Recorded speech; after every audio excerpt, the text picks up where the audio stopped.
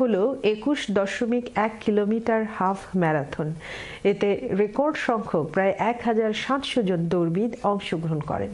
বিস্তারিত রেকর্ড সংখ্যক দৌড়বিদের অংশগ্রহণে নর্থহ্যাম্পটনে অনুষ্ঠিত হলো হাফ ম্যারাথন।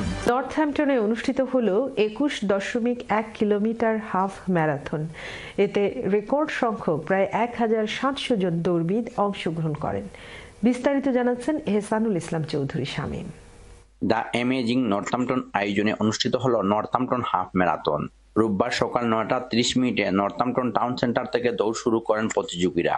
21.1 কিলোমিটারের এই দৌড়ে অংশগ্রহণ করেন রেকর্ড সংখ্যক প্রায় 1700 জন দৌড়বিদ। Lovely run through all the beautiful bits of Northampton. It was really nice. So we're here at Northampton, amazing half marathon. Looking forward to it. It's a great event. So many people out here. শহরের Sixfield racecourse park, Abington park, Northampton university হয়ে আবার শুরুর প্রান্তে ফিরে আসেন marathon প্রতিযোগীরা। দৌড়ে প্রথম হয়েছেন লুক গ্রিয়ার, তার সময় লাগে 1 ঘন্টা 7 মিনিট। 1 ঘন্টা 10 মিনিটে দৌড় শেষের দ্বিতীয় হয়েছেন ম্যাথু এভারেট, তৃতীয় হয়েছেন নেড গিলফোর্ড, 1 ঘন্টা 11 মিনিটে শেষ করেন।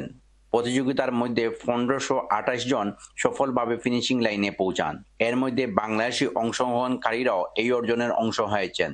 তিনি হচ্ছেন সাংবাদিক কামরুল হাসান শাওন। খুবই ভালো একটা অ্যাচিভমেন্ট। আমি আসলে প্রফেশনালি দৌড়বিদ না, তারপর চেষ্টা করেছি এটা সম্পন্ন করার জন্য।